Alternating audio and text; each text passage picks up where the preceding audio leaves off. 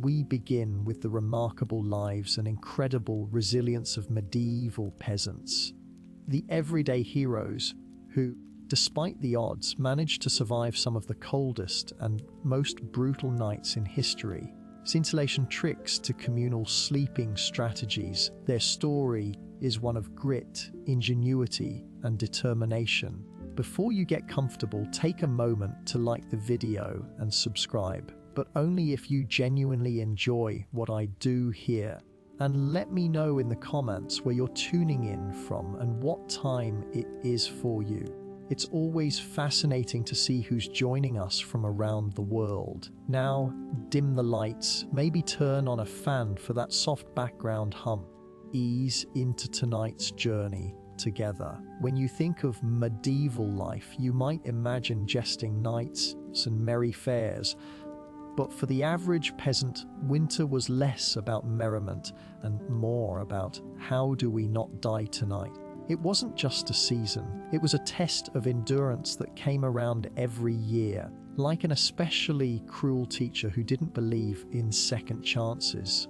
Picture this, you're living in a tiny, mudden stick hut, so thin you could probably hear a bird sneeze from outside, no insulation, no windows, small holes stuffed with animal skin, and definitely no thermostat wars with your siblings. Temperature of your home was usually just a polite couple of degrees above whatever the weather was doing outside. If it was freezing outdoors, it was politely slightly less freezing inside. Congratulations, nights were the worst. Darkness swallowed everything. The wind howled like an angry ghost, and the fire in the hearth sputtered pathetically, mostly just roasting the toes of whoever was sitting closest. If you were on the other side of the room, had been camping outside with worse snacks, clothing wasn't much help either. Fancy fur coats or goose down blankets. You had a couple of rough spun wool tunics that smelled suspiciously of goat, and a hope that layering them would turn you into some kind of human onion. Spoiler, really work, and forget about snuggling under soft quilts. Beds were often nothing more than sacks stuffed with hay or straw, a few old rushes thrown in for good measure, and bonus, some fleas for extra company. Luxury, thy name is medieval peasant life. Cold wasn't just uncomfortable, it was dangerous. Frostbite, hypothermia, and general freezing to death were constant risks, especially for young children and the elderly. Every morning that you woke up still breathing was considered a minor miracle, and honestly, celebrating, maybe with a slightly less frozen turnip for breakfast. So yes, surviving a medieval winter wasn't about comfort. It was about gritting your teeth, piling on every piece of cloth you owned, huddling with your livestock. You didn't wake up with icicles hanging off your eyebrows. And the real adventure, it was just beginning. If you think your apartment is drafty because the window doesn't close properly, medieval peasants would like a word. Weren't just drafty, they were basically very enthusiastic wind tunnels with a roof. Houses were what historians politely called wattle and daub construction. Translation, sticks criss-crossed like a giant basket, smeared with a charming mixture of mud, straw, and animal dung. Yes, dung. They weren't trying to be gross. Dung was a cheap, sticky insulator. It was always readily available, shall we say. These walls, no matter how lovingly smeared, chance against a proper winter storm. The cold wind found every crack, every gap, danced its way into the one-room homes, swirling around and making sure you never got too comfortable. Privacy? Absolutely not. Not really. Character building? Definitely. And then there were the roofs. Thatched roofs looked picturesque, sure. Few months of rain and snow, they sagged, leaked, and occasionally let in the local wildlife. Nothing says pleasant evening, squirrel dropping onto your dinner windows, if they existed at all. Tiny and usually covered with thin animal hides or wooden shutters, was so expensive that even the lord of the manor probably couldn't afford more than a single tiny pane, and peasants, the wind didn't rip the cow hide right off the wall mid-blizzard. To make matters worse, often just compacted dirt. When it rained or snowed heavily, mud seeped up through the ground. Technically, you could say they had indoor water features, not that they appreciated it. In winter, inside your own home could feel like trudging across a frozen marsh. Cold from below, cold from above, cold from inside. Three-dimensional assault on your body heat. But medieval peasants weren't the type to whine. They packed gaps with moss, rags into the worst drafts, and huddled close to each other. Human insulation at its finest. Activity, stubbornness, and a bit of sheep grace rubbed into the walls were often the only things standing between them and becoming medieval popsicles. If your house was falling apart and your best protection against the elements involved madden goat hair, well, about it, sort of. If your teeth weren't chattering too hard, as if the freezing air wasn't enough, peasants also had to battle a silent enemy rising from below, the frozen ground itself. Floors weren't really floors back then. Slightly flatter patches of earth inside your home. Maybe if you were lucky, someone had thrown down some straw or old rushes to give you the illusion of comfort. But make no mistake, you as one insulted back away from the cold, hard dirt. And oh, that cold was relentless. It seeped up from the earth like an evil little ghost, warming its way through the straw into your bones and straight into your very soul. Dropped anything onto the floor during a winter night, congratulations. It was now part of the permafrost. Peasants tried to fight this grim battle in a few ways. One method was layering thick mats of straw across the floor. Afford it, or more realistically, if you could steal enough of it from your neighbor's field without getting caught, decent insulating barrier. But straw flattened fast, got moldy even faster. Crunchy soundtrack to your already miserable nights. Some homes layered dried rushes onto the dirt instead. They would throw fresh rushes on top without cleaning out the old ones.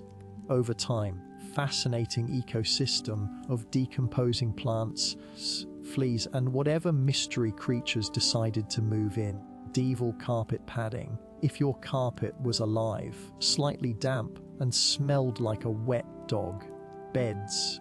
For those who had them, they were usually little more than wooden frames packed with, you guessed it, more straw or hay of cozy mattresses. You had poking, shifting, crunchy layers that did little against the cold radiating from below. Tossing and turning wasn't about comfort.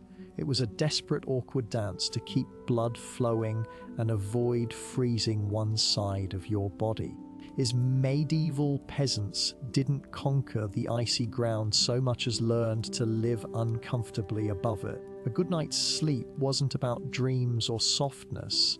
It was about waking up with all your toes still attached. You could pull that off. Hey, you were doing better than most. If medieval homes had a single hero during winter, or the walls, or even the brave layers of dirt and dung insulation, it was the hearth, crackling stubborn fire pit that served as the only real defense against the cold, the darkness, and the general gloom of medieval life. At the center of nearly every peasant home was a simple fire. No fireplace with a fancy stone mantle, chimney sweeping the smoke skyward. Instead, you had a basic pit or pile of stones, some half-burned logs, smoke pouring into the room to make you wonder if you were slowly becoming a ham. That's right, most homes didn't even have chimneys. Smoke just kind of did its best. It drifted out through small holes in the roof, cracks in the walls. If it was feeling lazy that evening, it wasn't ideal for breathing or your overall lifespan. But on the bright side, great job of fumigating fleas and other unwanted guests. Who needs pest control when you're marinating in smoke 24/7? Wasn't just about warmth either. It was the kitchen, the light source, and sometimes even the medieval version of a television. Fire telling stories, gossiping, or just staring into the flames because, frankly, there wasn't much else to do after sunset. Fire alive wasn't just a nice idea, it was mandatory. Letting the fire die out at night was like putting up a sign for the cold to come in and finish you off. Plus, a fire in winter wasn't as easy as striking a match. You had to work with flint, steel, kindling, prayers than you'd ever offered before. Everyone in the family had a duty, stoking the flames, watching the embers, adding peat, sticks, or if you were lucky, a precious piece of dry wood. It was a constant battle between human persistence and the smothering cold that wanted nothing more than to snuff you out. Didn't guarantee survival, but without it, survival was downright impossible. It was a smoky, sputtering, disappointing little fire. But in a medieval winter, it was the beating heart of hope. If there was one thing medieval peasants feared more than running out of oil, it was letting the fire go out overnight. Warm, flickering lifeline, the cold would creep in faster than a tax collector after harvest. And in the dead of winter, a fire from scratch wasn't just inconvenient, it could be deadly. Matches didn't exist yet, lighters. Dream on. A fire meant striking flint and steel together, praying for a single precious spark, and then coddling that spark with tender love, dry kindling you hadn't already burned days ago. Imagine trying to do all this in the freezing dark, asleep with frozen fingers. Now add a hungry wolf howling in the distance for extra motivation. So peasants got smart. No, not in a cozy savings account. Banking meant carefully burying the embers under a mound of ash right before bed, grunting, but the ash acted like a blanket, insulating the glowing coals and keeping them alive, just barely until morning. If you did it right, you could stroll over at sunrise, poke the pile a little, add fresh ashwood, and, well, a fire without the frostbite. But if you did it wrong, let's just say mornings got a whole lot colder and a whole lot grumpier. Fire, banking was an art, passed down from parent to child like a prized family recipe. Everyone had their own little secrets. Some said use dry ash only, insisted a bit of dampness was key. Some packed the embers tight, others let them breathe. You could practically start a medieval argument just by suggesting a better fire. Banking method, ancient version of arguing over barbecued techniques, just with slightly higher survival stakes. Sometimes fire wasn't enough. A howling wind might sneak through a crack and snuff it out anyway, might stumble into the hearth. Yes, it happened. That's why some families took turns getting up in the night to check the coals. The medieval equivalent of sleepwalking to the thermostat. In the end, banking was less about mastering nature and more about buying just a few more precious hours of warmth. Woke up to even a single surviving ember. That was your victory right there, and enough to face another day of battling the cold. Times the phrase, the more the merrier, wasn't just about parties, it was a winter survival tactic. When the fire spotted and the freezing winds whistled through every crack, there was one sure fire source of warmth: each other, sleeping cheek to cheek with your entire family, neighbors, livestock, and possibly a very confused goose. So be it. Personal space. Privacy wasn't even a concept. On the coldest nights, the goal wasn't comfort. It was to the floor. A household's piled into the warmest corner of the house, whatever scraps of cloth they could find, and formed what could best be described as a desperate, snoring human lasagna. Younger kids squeezed in between parents, grandparents snuggled under the outer layers, and if Cousin Ethel showed up unexpectedly, well, there's always room for one more. If you were lucky, you got to sleep in the middle, where body heat radiated from all sides. If you were unlucky, you were on the edge, the medieval equivalent of sleeping next to the door of a meat locker. To the person who moved too much during the night, you shift once to get comfortable, aren't moored into the freezing draft by the wall. Congratulations, you're now the family villain. Sometimes even bedding was shared, a communal straw mattress that slowly flattened under the nightly weight of multiple generations. Wasn't exactly winning any awards back then. Let's just say it wasn't the most fragrant sleeping arrangement. But hey, frostbite, you stopped being picky. Body heat wasn't just nice, it was strategic. Some medieval guides even recommended deliberately arranging the strongest, warmest people on the outside of the group, shields against the cold. Babies and frail elders were tucked deep in the center, precious little heat generators they were. This wasn't just about survival though. Over time it became part of daily life, part of family bonding. Long winter nights huddled together led to storytelling, singing, undoubtedly some very interesting conversations muffled under a shared wool blanket. So next time your sibling steals your blanket or your dog hogs the bed, just remember, you're not fighting for elbow space between a snoring uncle and a particularly judgmental goat. Modern roommates were a challenge. Medieval peasants would like to introduce you to their winter housemates. Cows, goats, pigs, basically anything with a pulse and a little bit of body heat. Bringing animals indoors wasn't just a quirky village tradition. Livestock generated warmth, and an poorly insulated hovel where the wind howled louder than your stomach. Every little degree mattered. Plus, if your goat shared a wall with you, slightly less likely to get stolen by a neighbor in the dead of night. Two birds, one stinky stone. At night came a chaotic living furnace. Chickens nested in corners, pigs snorted near the hearth, luxuriously against the walls, chewing cud like they paid rent.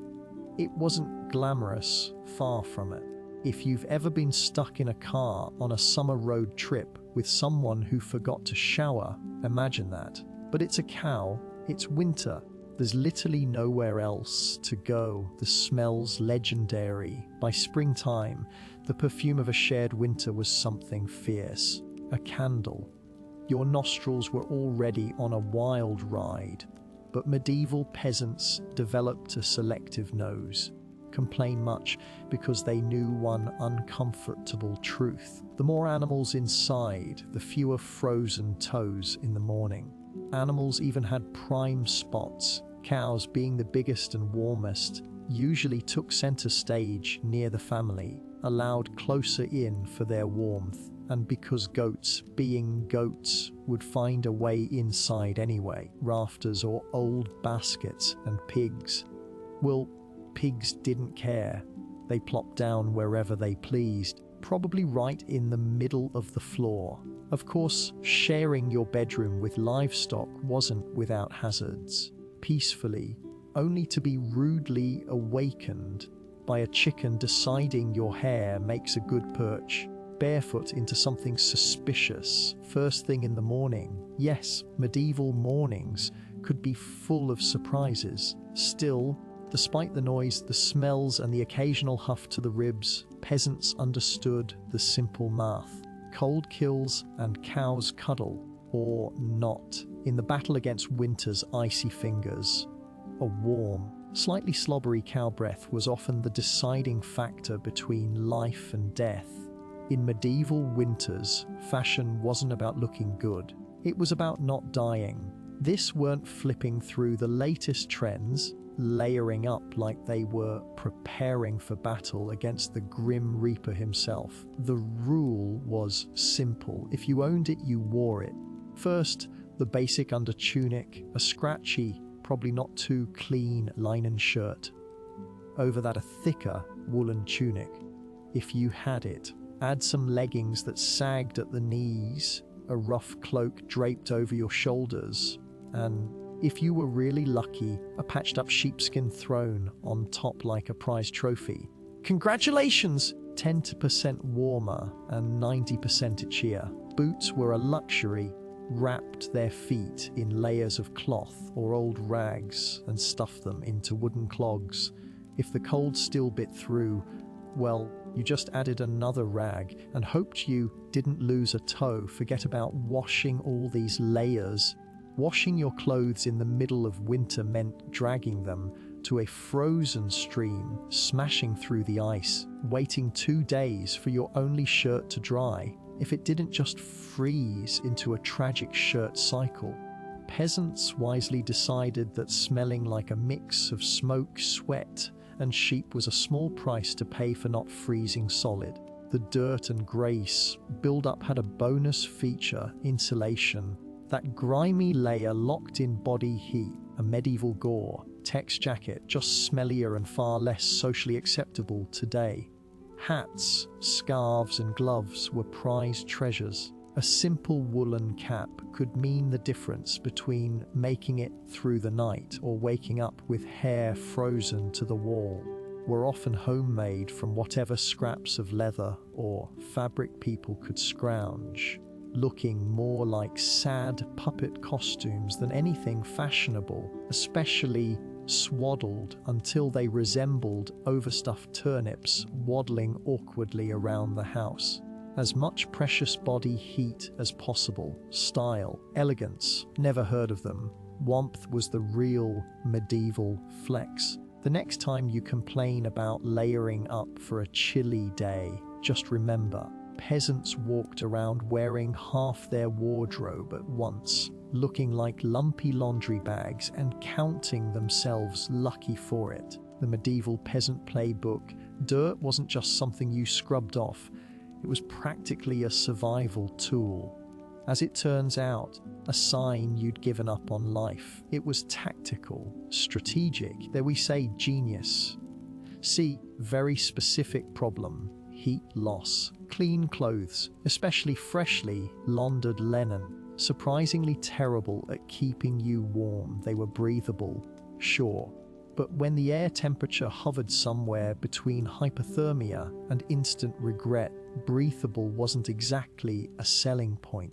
As peasants trudged through day after day without washing their clothing, layers of grime, natural body oils, fashioned mud began to build up on their tunics, cloaks and leggings. Over time, armor clogged the tiny gaps in the fabric, making clothes more wind-resistant. It was like medieval weatherproofing.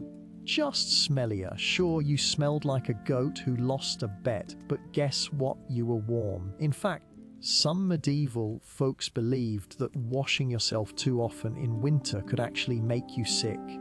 Better to keep that protective, filth barrier intact. Bathing was rare, laundry even rarer, and soap, when it existed, was reserved for serious occasions. Bishops showed up, or maybe right before you died.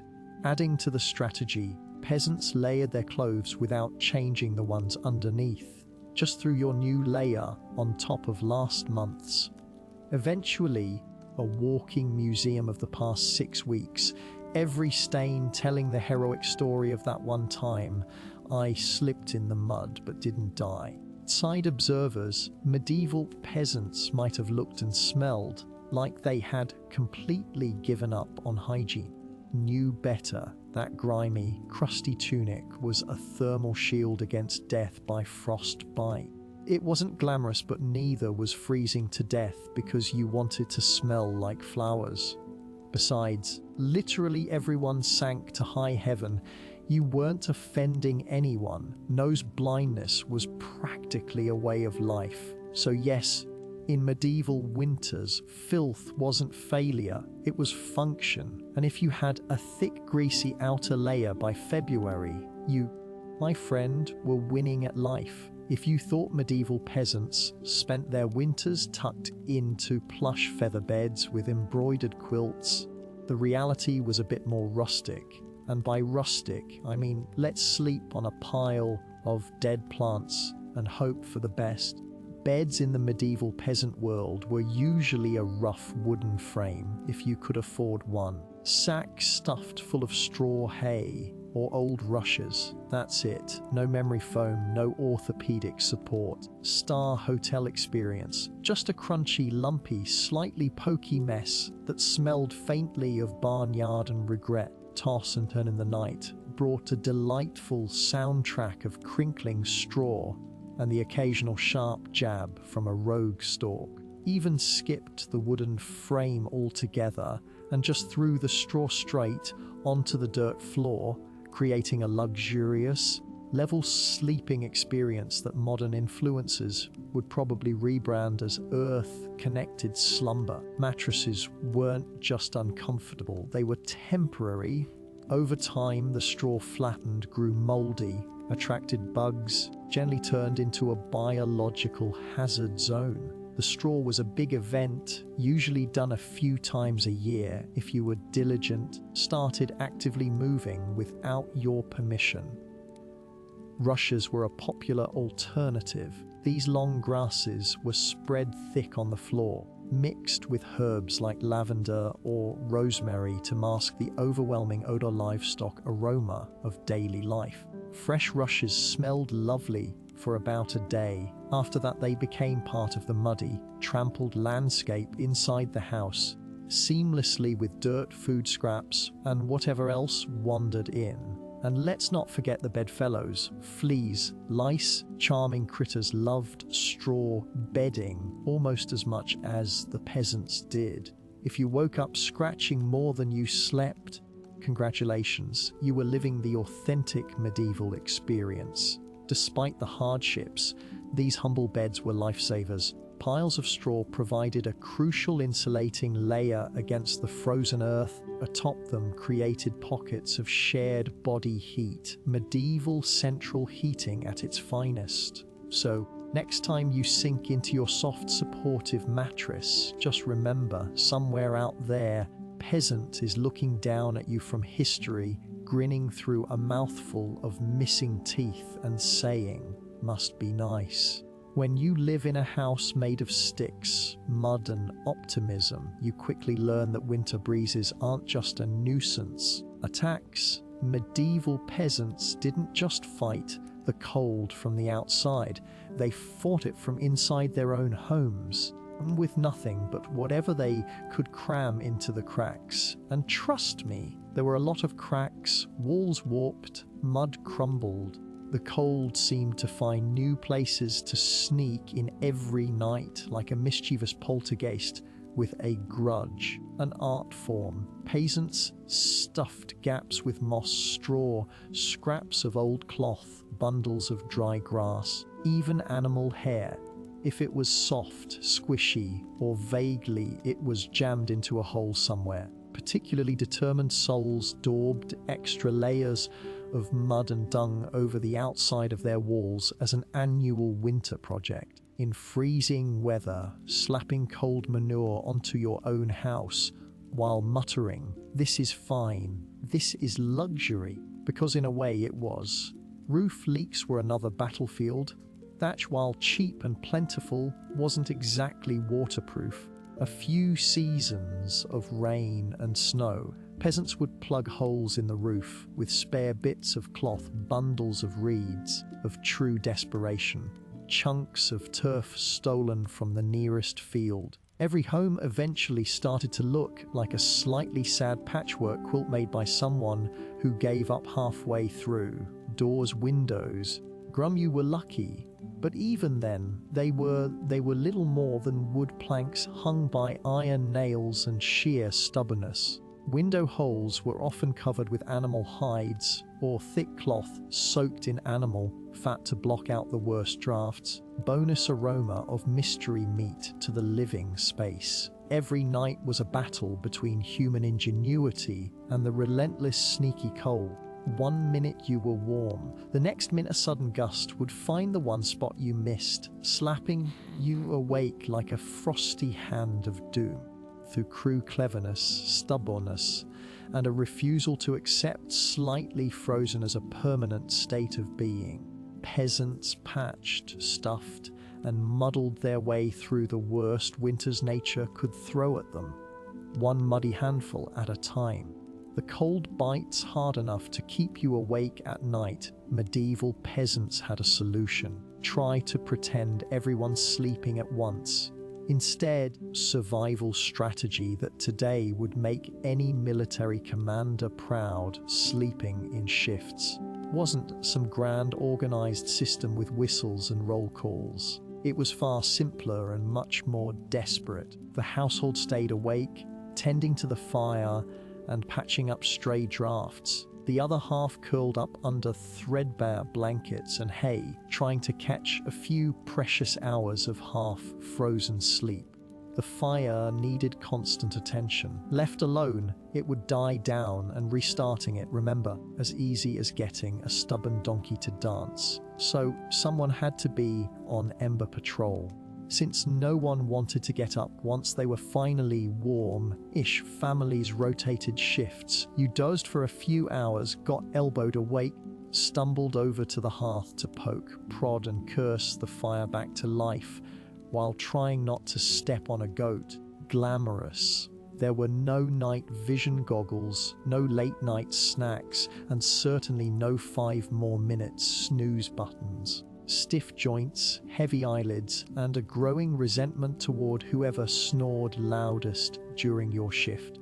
To hold a stick were pressed into service, learning early that in winter everyone pulled their weight or froze trying, sometimes stayed by the fire longer, both because of their experience and, frankly, our threat is made lying down and getting up again a monumental event. And when it was your turn to sleep, good luck. Moving about, animals rustling, wind battering the walls, and the occasional sharp nudge from a sibling who accidentally rolled over too hard. Getting quality rest was a miracle. Yet, despite the exhaustion, the system worked in shifts meant that there was always a set of eyes and cold, begrudging hands ready to keep the hearth alive. Survived, and by extension so did the family. So next time you grumble about waking up to adjust the thermostat or let the cat out, a thought for the medieval peasant squinting into a smoking fire at 3 a.m, wondering if toes were really that important after all. You know it's cold when you have to think about how you breathe just to stay alive. Peasants didn't just battle the freezing air with cloaks, fires, and creative sleeping arrangements. They even adjusted the way they inhaled and exhaled to survive the night. The problem was simple. Deep breathing pulled ICAIR straight into your lungs. In a world where pneumonia could kill you faster than you could say, "Hail Mary," risk nobody wanted to take. So peasants learned the art of what you might call survival breathing. Instead of sucking in huge gulps of air like they just run a marathon, they kept their breathing shallow, slow, importantly through the nose. The idea was to gently warm the incoming air a bit before it hit their lungs. It wasn't perfect, but it was better than coughing yourself into the grave by February. If you accidentally took a big mouthful of cold air, congratulations. You just bought yourself a ticket to a week of hacking up bits of what felt like your soul, with no doctors in sight, treating you with hot onion tea and firm prayers. Some people even tucked parts of their cloaks, rags up over their faces while they slept, creating a makeshift, breath-warmer barrier. This also meant you ended up with damp, slightly soggy fabric patch clinging to your mouth by morning, but hay beat freezing from the inside out. Children were taught these tricks early on. Parents would scold little ones for panting like dogs during the cold months, and honestly, between strict breathing lessons, itchy wool layers, and sleeping next to an aggressively gassy goat, medieval childhood winters were character building on a whole different level. At night, bedding under piles of cloaks and next to a gently steaming cow, breathing became an art form. Slow, steady nose, only as humanly possible, like some grim medieval version of a yoga retreat with more frostbite and fewer inspirational quotes. In the grand survival playbook, it wasn't the flashiest strategy, but it worked at a time. Peasants endured another night in the long, relentless war against winter, battle against medieval winter. Peasants discovered an unlikely secret weapon, a full stomach. Turns out, best ways to fight off the cold wasn't another scratchy wool cloak. It was stuffing yourself with something hearty and heavy right before bed. Calories meant warmth. The more your body had to digest, heated itself up doing the work. It's basic medieval thermodynamics. Eat a heavy meal, generate internal heat, and maybe survive until morning without turning into a peasant-shaped popsicle. Peasants pile onto their plates before a long, freezing night. Think thick stews with root vegetables like turnips, parsnips. Grains were life savers too. Oat, porridge, barley, gruel, or dense, chewy rye bread if you were especially lucky. Say, a festival day or a generous slaughter, you might even get a hunk of salted pork or a slice of dried sausage thrown into the pot. This wasn't comfort food in the Instagram sense. No delicate presentation, no artisanal garnishes. It was one enormous, brown meal designed to sit in your gut like a friendly brick through the night and keeping you just a little bit warmer.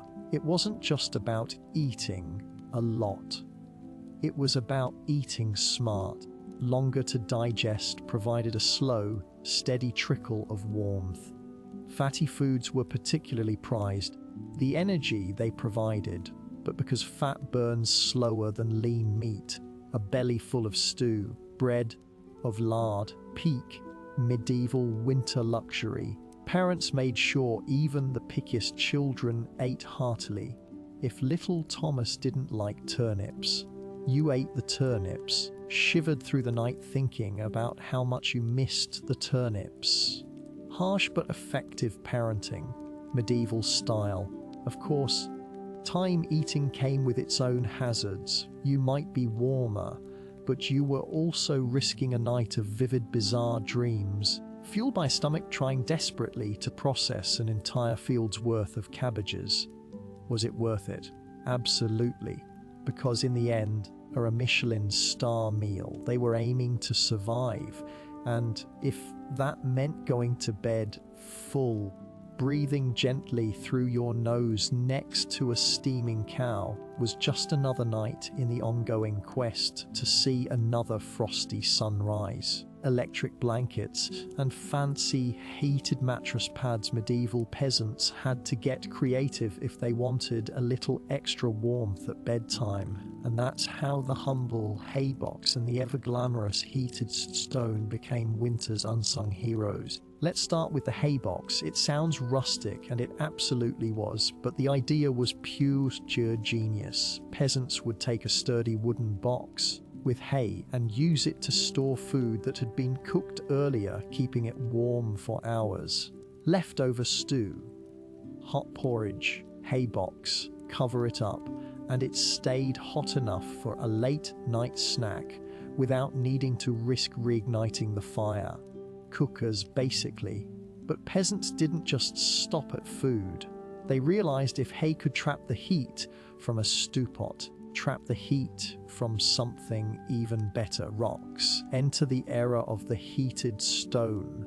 Before heading to bed, someone Whichever unlucky child lost the family argument would grab a flat stone and chuck it into the heart of the hearth fire until it was nearly too hot to touch, a fine line between helpful and third-degree burn using a stick or some old tongs.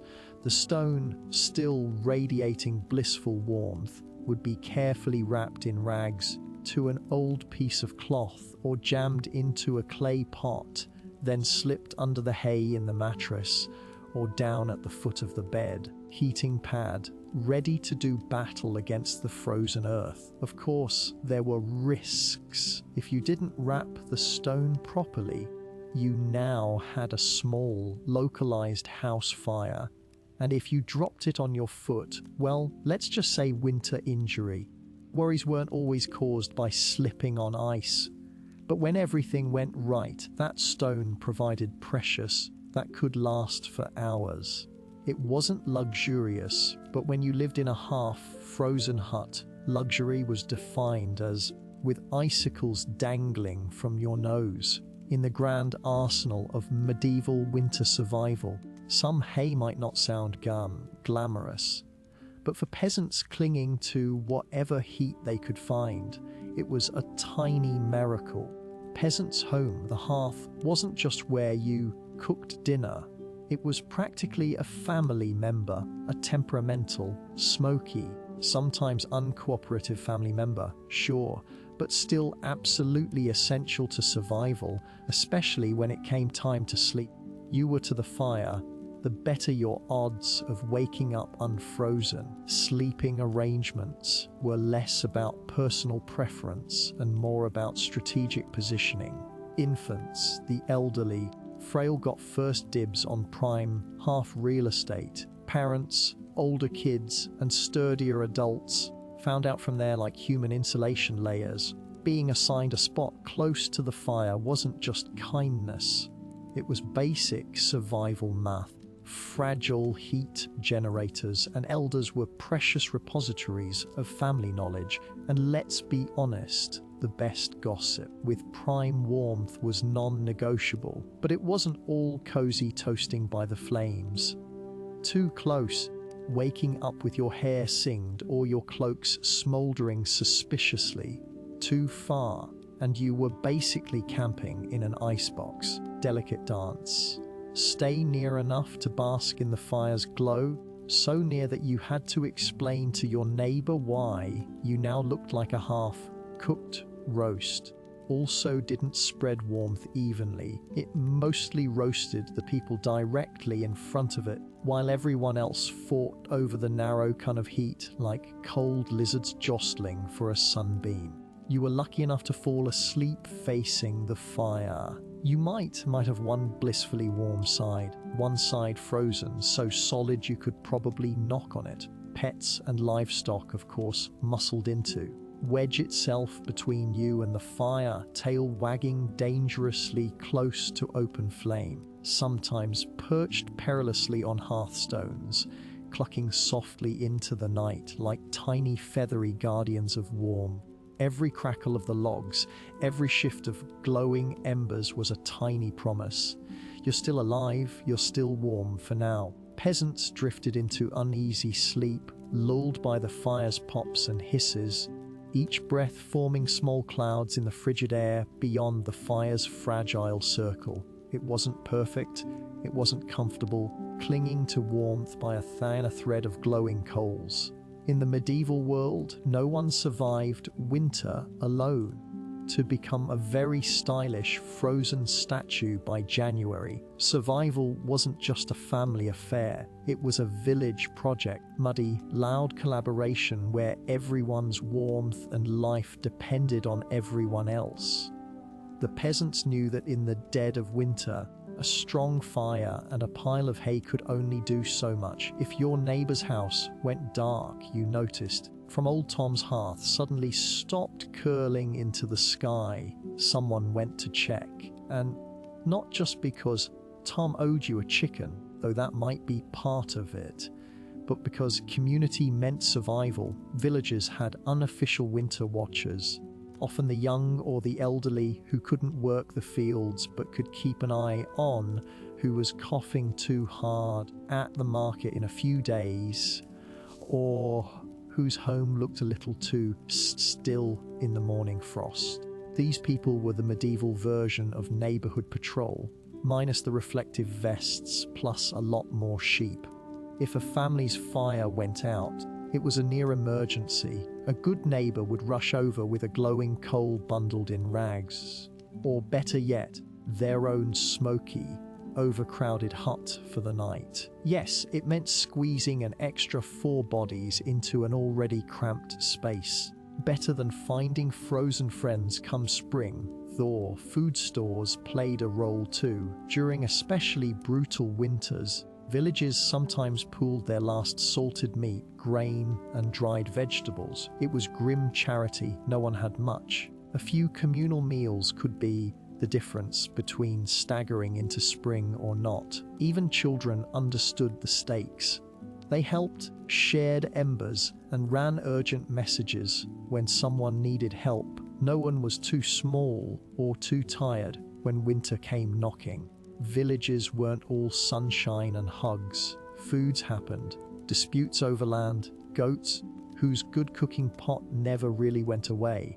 But when the nights grew deadly cold, old grudges were often quietly shelved. A rival was still worth saving, because tomorrow it might be you needing rescue. In the icy heart of winter, became one big stubborn family, sometimes dysfunctional, often hilarious, always fiercely determined to survive together. One crackling ember, one frozen smile at a time. When medieval peasants faced the merciless cold of winter, just pile on cloaks or stoke the fire. They prayed a lot. Because when the wind howled like wolves outside your paper-thin walls and the fire shrank into sun and embers, every possible advantage, including a little divine intervention. Faith wasn't just a Sunday affair back then. It was woven into every frozen breath. Before crawling under layers of straw and scratchy wool, families would kneel together, offering up hurried prayers to keep the fire burning, the roof intact, and their toes attached by morning. Became more than distant holy figures. They were winter's frontline defense. Psalm Blay, for instance, was called upon to protect against throat ailments, not a minor concern when one mouthful of icy air could land you coughing up your soul. Wasn't just the jolly giver of later legend, he was also asked to protect households from sudden ruin during the lean. Superstitions wrapped themselves snugly around daily survival. Families sprinkled a little holy water near the hearth before sleeping, hoping it would protect against evil spirits, mischievous drafts. Others marked doorways with blessed chalk after certain feast days, warmth and luck to find their way inside. Candles played a role too. Special vigil candles, often blessed by the local priest, pious old woman in the village, were sometimes kept burning throughout the night against the cold darkness clawing at the walls. And, of course, serious winter prayer session was complete without a few promises. Dear Lord, if you just get us through this night, I swear I'll be kinder to my neighbor, even the one who keeps stealing our turnips. Faith wasn't some abstract comfort, whirly urgent conversation. The peasants weren't asking for luxury, just survival, a little heat, a little food.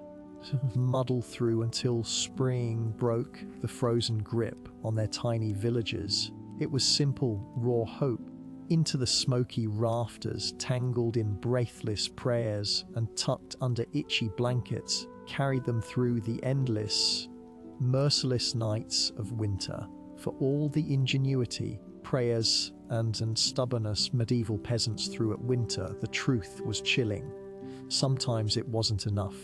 And when winter won, take a few unlucky souls. It took entire families, whole villages, silence beneath a heavy shroud of snow and ice, Some winters were particularly cruel. Famine winter of 1315, when rains destroyed crops, livestock starved, temperatures turned an already brutal existence into a slow, grinding disaster. Desperate that stories whispered of eating shoe leather, bark, and, in the most horrifying cases, each other. To keep the fire alive wasn't just an inconvenience. It was often a death sentence. Without the hearth's meager warmth, huddled together for the final time, neighbors would sometimes stumble across whole households in spring, still locked in one another's frozen embrace, as if trying to share just a little more heat until the very end. Houses themselves could collapse under the weight of heavy snow or battering ice storms. Giving way in the middle of a frozen night wasn't just catastrophic, it was often fatal. Through thigh-deep snow, to beg shelter from neighbors wasn't a guarantee either, especially if those neighbors were already stretched to the breaking point. Disease loved the cold too. Starvation weakened the body, and cramped, smoky homes turned into breeding grounds for pneumonia, bronchitis, and other deadly infections. The simple cough in December could easily be a funeral by January. And then there was the quiet horror: frostbite, fingers, toes blackened and died while still attached to their owners. Some villagers survived winters at the cost of their limbs, and a grim badge of honor that said, "I made it through, but winter took a piece of me."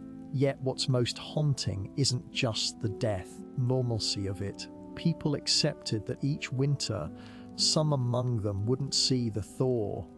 Death wasn't unexpected, just another neighbor at the door, wrapped in frost, waiting its turn. Even amid the bitter cold and constant threat, little peasants pressed on, stubborn, grieving, clinging to life. As long as there was one ember left in the hearth, hanging in the frozen air, there was still a fight worth fighting. When we look back at medieval peasants, those muddy survivors of endless winters, it's tempting to see only their hardships, the cracked hands, the frozen toes, choked huts, but buried beneath all that struggle is something far more powerful, a legacy of raw ingenuity and unbreakable endurance. They didn't have central heating, thermal jackets, or cozy memory foam mattresses. They didn't even have the luxury of assuming they'd survive until spring. But what they did have, and what they left behind: blueprint for resilience. Every hay-stuffed mattress, every hand-banked fire, every moss-crowned wall gap was a testament to human creativity under pressure. Faced with impossible odds, they didn't collapse in despair. They adapted. From the land, from each other, and from the bitter lessons carved by each brutal winter. Communities were built on more than shared land. They were built on shared survival. They taught each other to watch over the sick, resources when food ran low, to trust that helping a freezing neighbor today meant someone might help you tomorrow. The understanding that no one beats winter alone. Their faith, too, was a kind of endurance, prayers into their daily lives, not just out of fear, but out of hope, fragile, stubborn hope that tomorrow might be a little warmer, a little brighter, that after 100 dark nights, spring would come again, would find a way to push through the frozen ground. And somehow it did. Because of their sacrifices, their unglamorous victories, surviving one more night, one more storm, future generations thrived. Bit by frozen bit, they pushed humanity forward, as their ancestors could barely survive until warmth and comfort became common expectations instead of distant dreams. Sweat and ingenuity are stitched invisibly into the lives we live now. Every cozy blanket, every warm house, winter evening spent sipping tea under soft lights is the end result of countless medieval peasants refusing to give in to the cold. So the next time the wind howls outside your double-paned window, maybe spare a thought for them. the nameless, ones who turned shivering survival into a living legacy. One ember, one breath, one stubborn heartbeat at a time, didn't come into the world with a crown on her head or armies at her feet. Born around 1501, likely at Blickling Hall or Hever Castle, she was the daughter of Thomas Boleyn, an ambitious diplomat, and Elizabeth Howard, powerful family ties. In the grand scheme of Tudor society, Anne's birth barely stirred a ripple.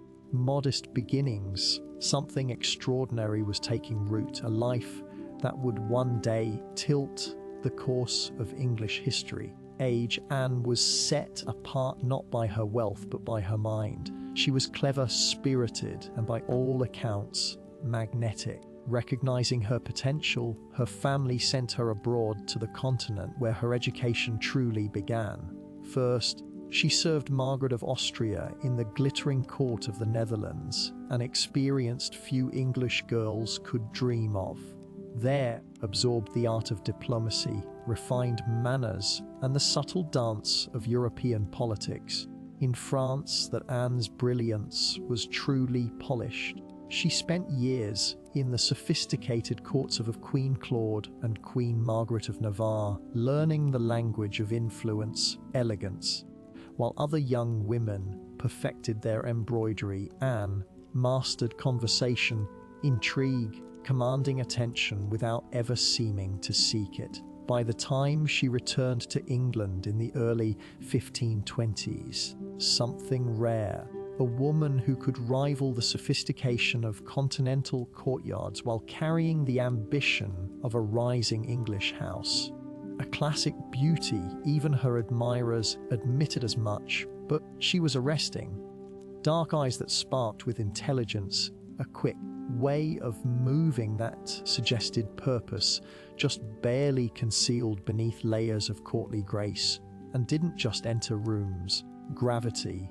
At a time when a woman's fate was often sealed by birth and marriage, Anne refused to drift quietly into obscurity. She had seen the power that charm and intellect could wield in foreign courts, and she intended to use that knowledge at home.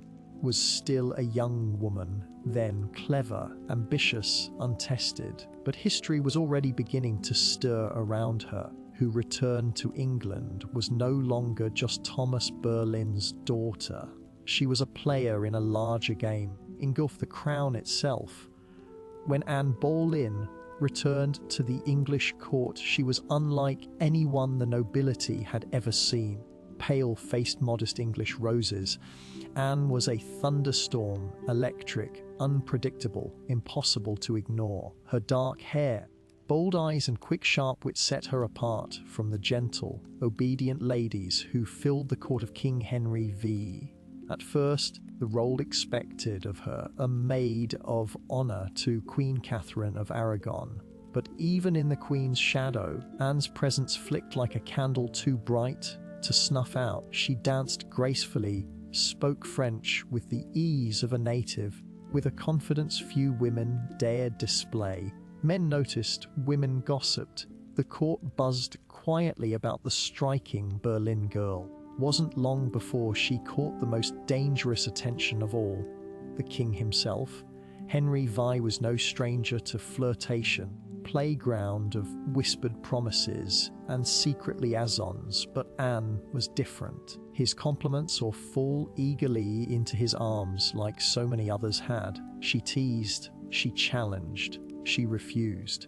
Henry, a man used to instant adoration, was captivated. The more Anne held him at Anne's length, the deeper he fell. Letters passed between them, declarations of love, frustration, longing. Henry offered her the role of royal mistress, unofficial position at court. Anne, astonishingly, said no. She would not be just another conquest, mistress lost to time. If Henry wanted her, he would have to make her his wife. Gamble so audacious that it stunned the court. After all, the king was already married, his queen Catherine, by the people, and fiercely protected by her nephew, the Holy Roman Emperor. Church itself would have to be defied for Henry to claim, but Anne didn't flinch. She had lived in the courts of Europe, soft power from behind lace fans and painted smiles. She knew ambition was a dangerous game, but it was a game she intended to win. Standing in the candlelit halls of the English court, Anne Boleyn made her choice, merely admired, but to change her destiny and England's forever. An intense flirtation between King Henry VIII and Anne Boleyn soon spiraled into a national crisis. Henry wasn't merely besotted, obsessed, and in his obsession, he was willing to tear apart everything England had known for centuries. Marry Anne hit a small snag, namely, he was already married to Queen Catherine of Aragon. Catherine, and resilient, refused to quietly step aside. She had been Henry's faithful wife for 2 decades. Of God and the English people, she was the rightful queen. Was not just scandalous, it was almost unthinkable. Determined, convinced himself and tried to convince everyone else that his marriage to Catherine was cursed because she had once been married to his brother Arthur, that the Pope had granted special permission for their union years ago, insisted that his soul was damned unless he annulled the marriage. Anne, for her part, knew better than to appear to Ager. She kept herself just out of reach, alternately encouraging Henry's hopes and maintaining her distance. Every glance, every word was measured. Merely aiming for marriage, she was positioning herself to become Queen of England. The court erupted into whispers and factions. Some noble families eagerly courted Anne's favour, seeing the winds of power shifting. Others clung fiercely to Queen Catherine. At the idea of Anne replacing her, diplomats wrote desperate letters back to Rome. Foreign monarchs threatened retaliation. As shifted uneasily, sensing the ground trembling beneath their feet. As months turned into years, Henry's frustration grew, bombarded the Pope with petitions, maneuvered his lawyers into finding loopholes, and slowly began to realize that the Church would not bend easily. Had powerful allies, including her nephew, Emperor Charles V, the most powerful man in Europe. Still, Henry pressed on vice tradition, and increasingly the law itself. His courtship with Anne had become something far greater than personal desire, a challenge to the very structure of England's political and religious life. Anne wasn't just capturing a king's heart, dragging an entire kingdom into uncharted waters. A dangerous game had begun, and there could be no turning back. Agonizing years of maneuvering, scandal, and diplomatic chaos, Anne Boleyn's gamble paid off. In January 1533, she secretly married Henry V, a bold move, given that she was not in, he was still, technically, Catherine of Aragon in the eyes of the Pope and much of Europe. By June, Anne was crowned Queen of England in a lavish ceremony at Westminster Abbey. It should have been the crowning moment of her life. The sphere was far from universally joyful. The people of London watched with wary eyes. Some cheered, others muttered prayers for Queen Catherine. Many wondered if this new queen, with her French manners and daring spirit, was a blessing or a curse. Anne entered her queenship not as a beloved figure, but as a storm. Unlike Catherine, who embodied traditional English values of humility and piety, Anne was dazzling, provocative, and politically savvy. She wore bold colours, commanded the court with sharp intelligence, and made powerful enemies with breathtaking heed. Her position, cure, was also terrifyingly precarious. Everything rested on one thing: providing Henry with a male heir. As keenly as anyone, she was not merely Henry's lover anymore, she was the hope of a dynasty. Early in her pregnancy, were elated, certain the child would be a boy, but in September 1533, Anne gave birth to a daughter, Elizabeth.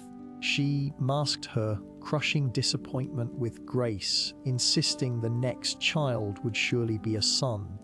Henry, however, composed, his eyes, once full of adoration, now flickered with doubt. Still, for a time, Anne's star burned brightly. She reshaped the English court in her image, elevating her family to unprecedented heights and becoming the first queen in English history. With the sacred oil usually reserved for kings, her influence was vast. Foreign ambassadors sought her favor, shuffled alliances to be in her good graces. The once obedient Henry began moving England officially away from Rome, Church of England with himself at its head, also that Anne's crown could not be questioned. Yet, even in her triumph gathered, friends whispered behind their hands, rivals circled waiting, and Henry, fickle and restless, was already beginning to look beyond the brilliant woman who had rewritten the kingdom for him.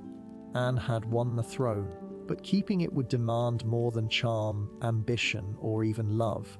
Anne Boleyn had climbed higher than almost any woman of her time. The higher you rise, the harder the fall.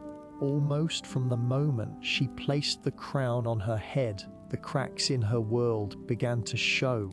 At the heart of Anne's struggles was the pressure to produce a male heir. Her first child, Elizabeth, though bright and healthy, the son Henry, the faith had hung his dynastic hopes upon, and the clock was ticking. Multiple pregnancies in quick succession, but heartbreak followed. Her physically weakened and emotionally battered, each lost child chipped away at the foundation she had built. Henry, passionately devoted, began to pull away, his disappointment carving rifts between them. Anne never wanted to suffer in silence, thought to keep her place. But Henry, a man who prized obedience as much as beauty, grew tired of her sharpness, her defiance, fire that had once drawn him in.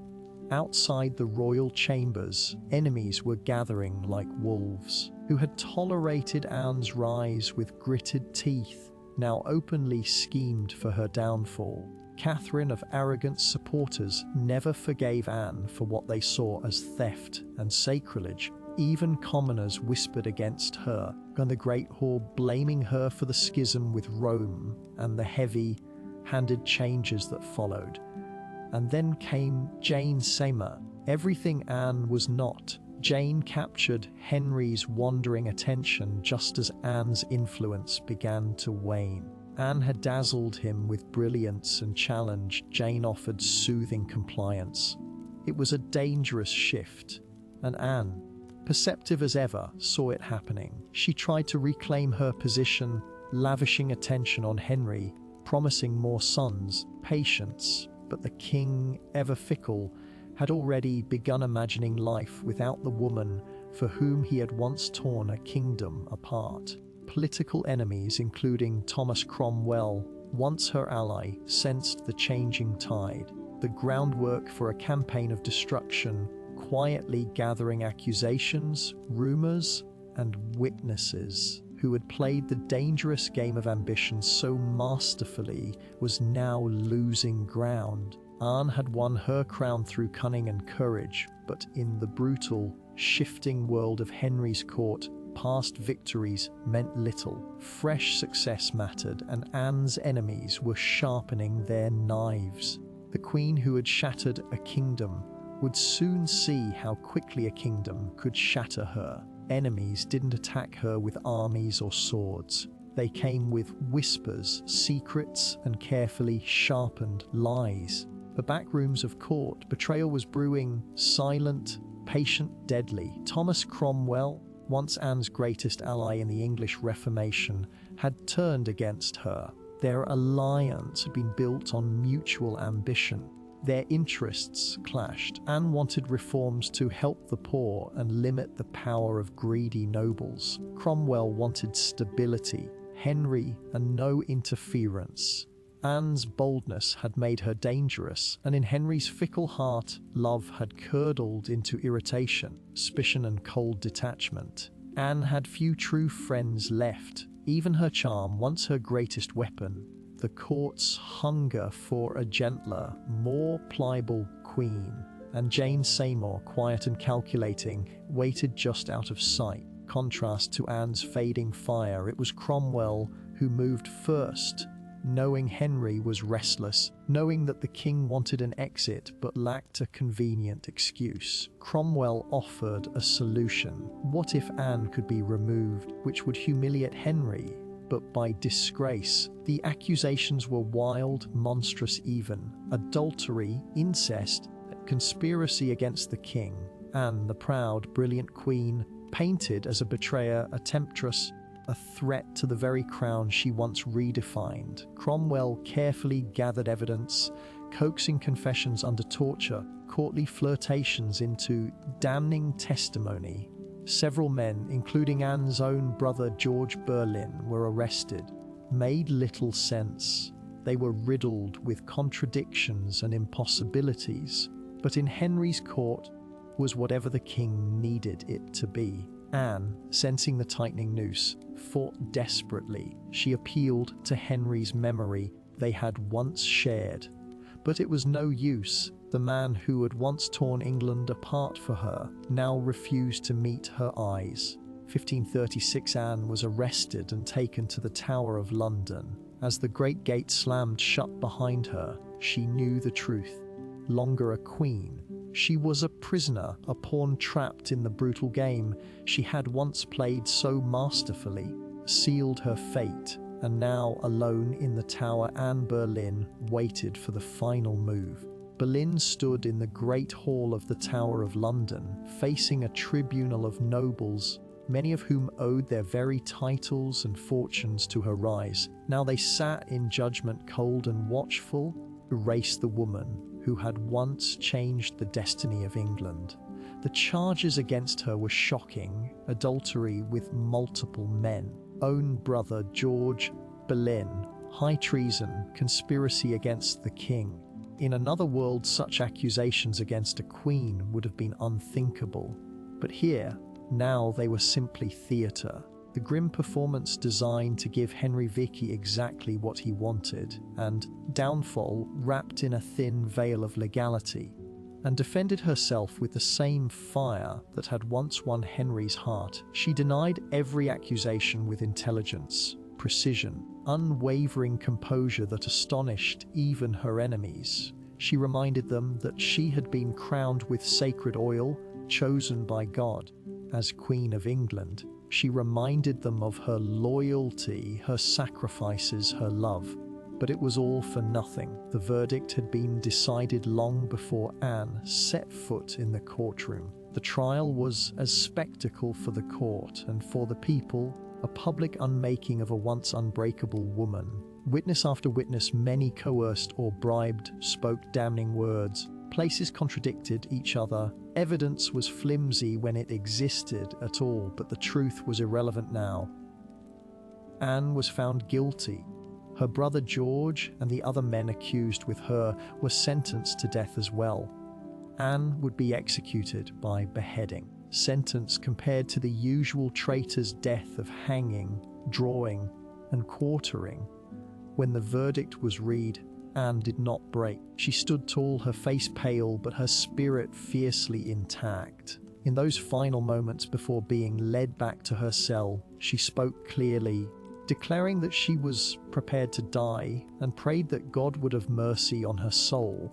As the heavy doors of the hall closed behind her, the court exhaled in relief. The storm Anne had been brilliant, dangerous, unforgettable was nearly over. But even then, understand, they were not erasing Anne Boleyn. They were immortalizing her in betrayal, in tragedy, and in legend. After her trial, Anne Boleyn was returned to the Tower of London, not as the triumphant queen who had once commanded England, as a condemned prisoner awaiting death. Yet even facing the end, Anne refused to crumble. In the cold, echoing halls of the tower, she spent hours in prayer, kneeling on the hard stone floors, her hands clasped tightly, her voice steady. She confessed to no crimes because she believed she had committed none. She was not afraid to die, she said would bring peace to the kingdom and perhaps mercy to her little daughter Elizabeth. Her ladies in waiting, few who had stayed loyal, wept in private and comforted them instead of the other way around. She joked bitterly at times that she would be remembered as a queen who had lost her head. In her dark humour was the stubborn spark that had made her unforgettable.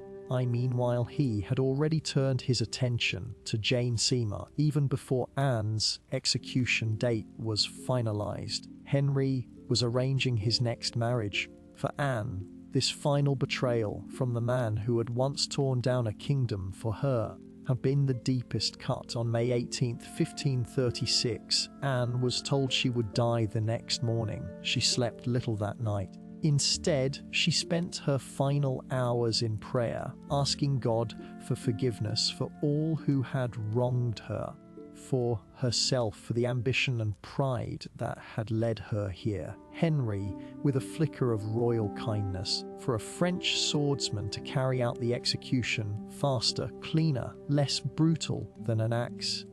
It was a small mercy, more for the king's conscience than for Anne's comfort. At dawn, hand dressed carefully for her final moment. Grey gown of damask trimmed with fur, a crimson curtail beneath, colours of dignity, of sacrifice. Up her dark hair and tucked it beneath a simple cap, ready to face the blade with grace.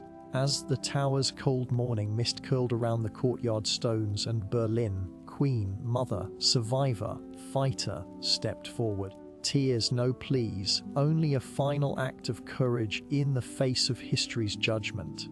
Her end was near, was just beginning. On the morning of May 19th, 1536, Anne Boleyn ascended the scaffold built within the Tower of London's walls. Crowd gathered, courtyards, guards, a few witnesses, all wrapped in silence, as if even the stone walls held their breath. Tall, her grey gown fluttering slightly in the cold morning breeze. She looked thinner than she had at court, calm. There were no hysterics, no broken sobs. If anything, with the same fierce dignity that had once shaken a kingdom to its knees.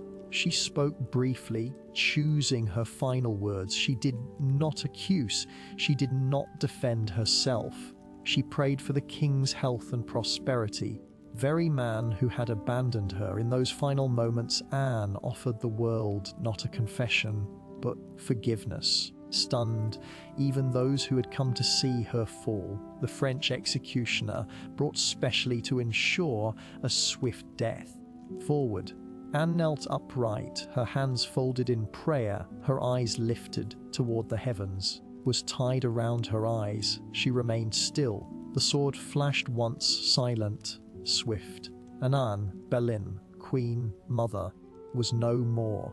She was buried quickly in an unmarked grave within the tower grounds, in a narrow chest because no proper coffin had been prepared for her.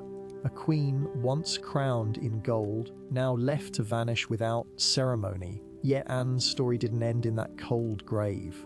Her daughter, Elizabeth, had once disappointed a king, would rise to become one of the greatest monarchs in English history.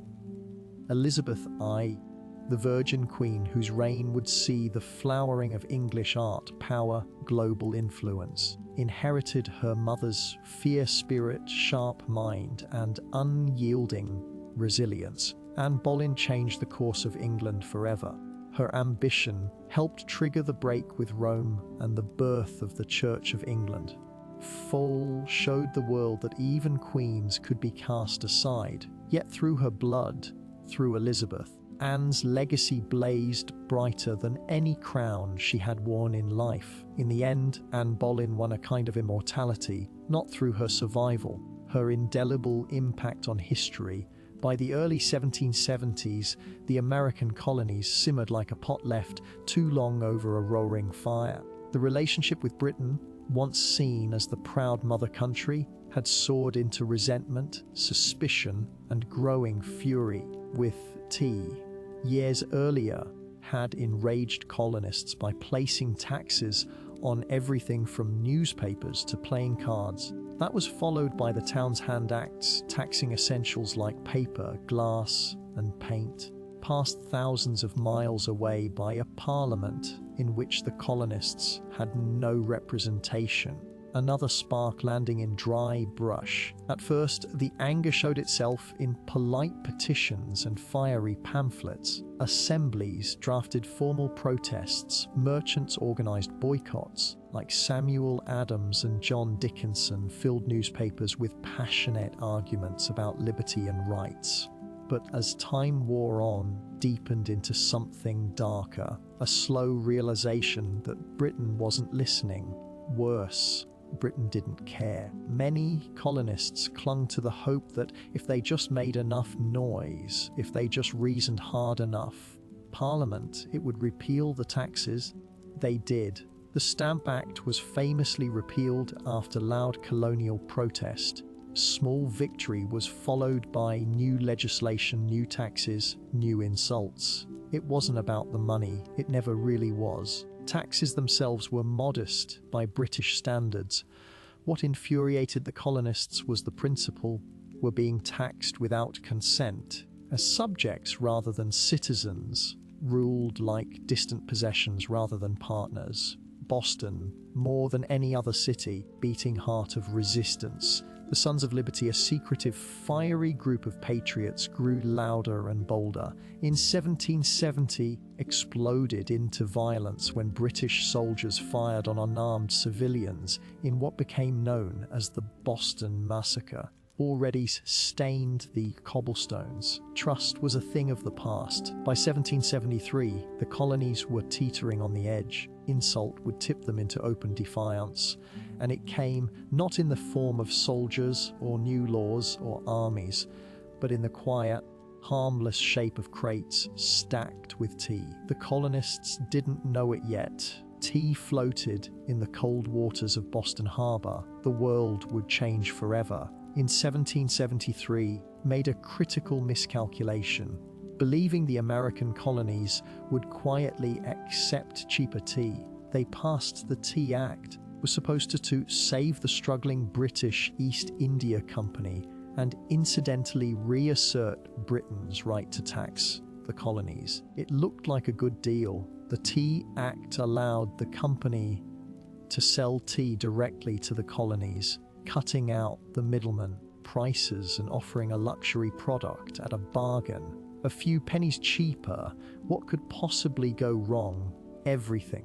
Wasn't the price of tea, it was the principle behind it. The Tea Act left the hated tax on tea firmly in place. The tea even at a discount would mean acknowledging Parliament's right to tax the colonies without their consent. To many Americans, that was unthinkable, a surrender of the liberties they had fought to protect for more than a decade. The news of the Tea Act spread like wildfire through the colonies. Merchants fumed, their livelihoods threatened by a monopoly that would crush local trade. Patriots raged at the hidden message, still believed it could do whatever it pleased. In Boston, the reaction was especially fierce.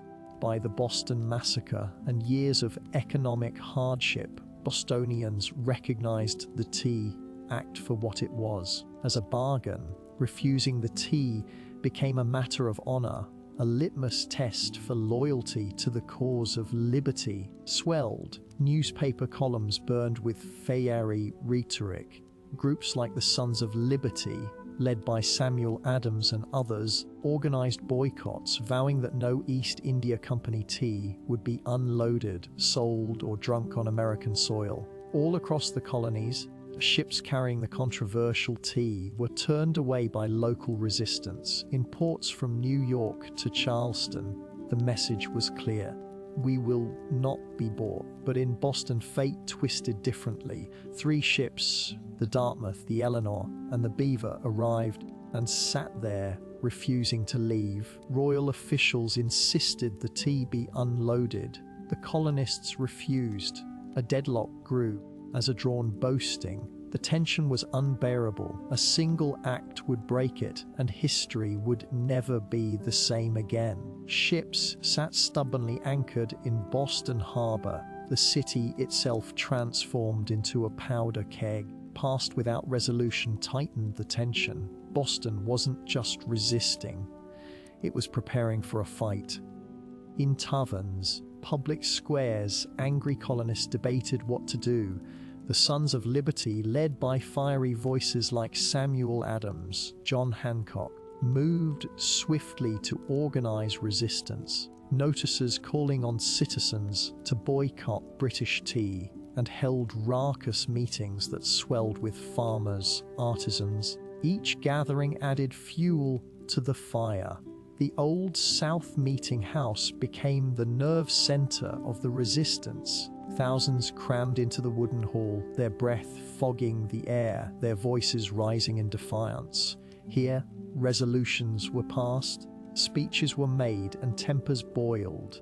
Each vote against the unloading of tea was another hammer blow against British authority. While the people of Boston stood united, the clock was ticking. British law demanded that imported goods like tea, tax paid within 20 days. If the ships remained after the deadline, customs officials would seize the cargo, collected by force. The Sons of Liberty understood that once the tax was paid, even under protest, the principle would be lost. It wasn't just about the tea anymore, it was about whether the colonies would accept being treated as subjects without rights. They would stand and fight for their future. Meanwhile, the royal governor of Massachusetts, Thomas Hutchinson, dug in his heels. The T-shirts leave without unloading their cargo, demanding that the law be obeyed, colonial outrage be damned. To him, admitting that monarchs, not monarchs, ruled the colonies, Boston's standoff became a spectacle. Every man, child knew that something was coming. You could feel it in the air.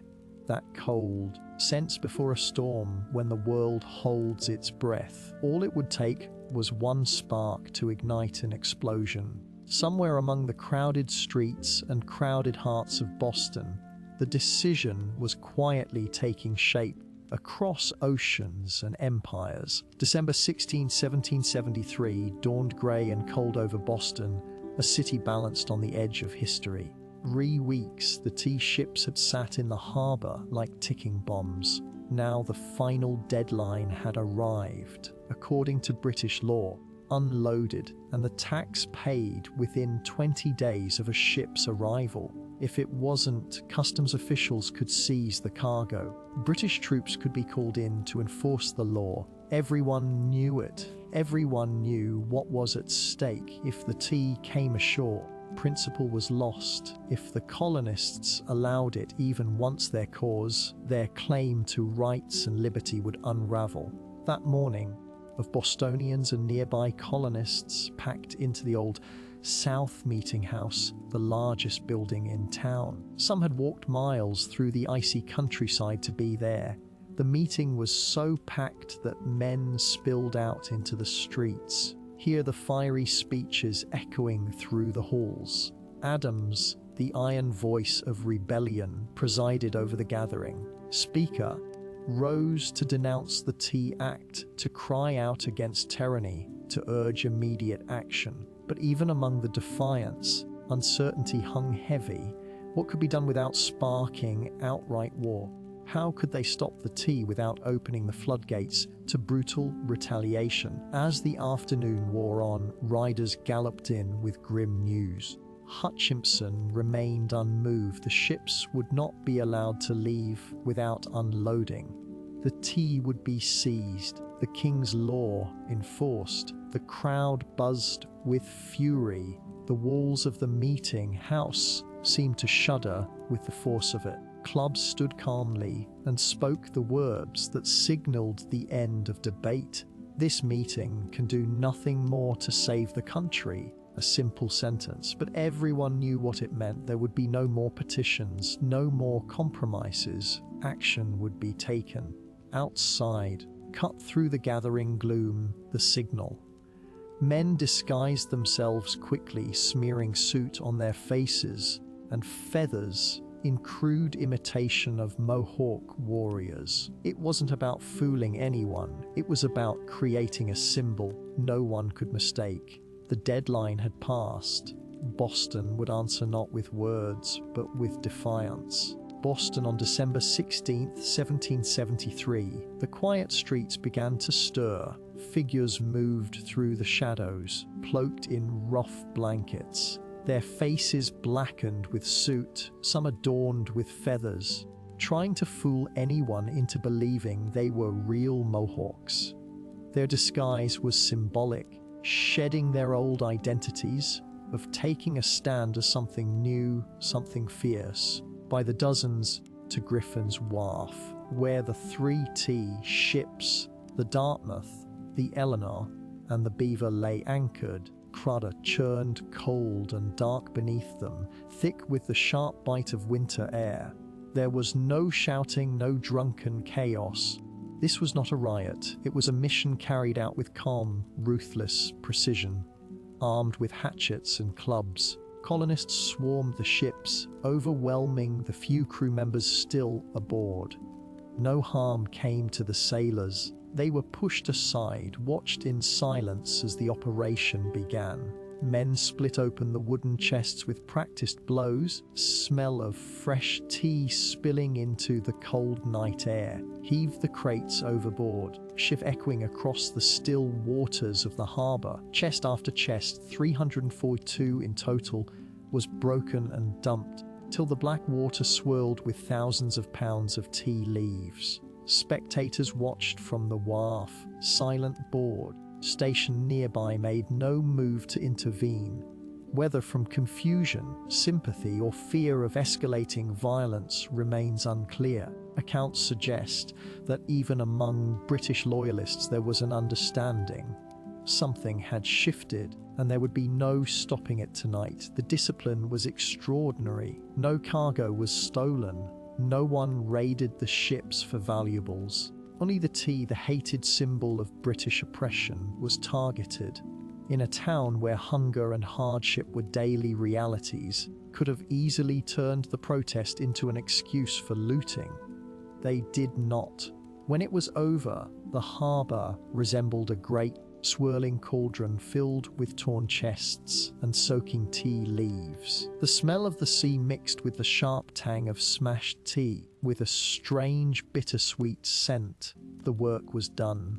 In the past, silently, the men disappeared into the night, into the alleys and backstreet of Boston. They left behind no names, no leaders, no claims to fame, mistakable mark of revolution. As the last broken crates bobbed in the dark water, Boston stood still, almost holding its breath.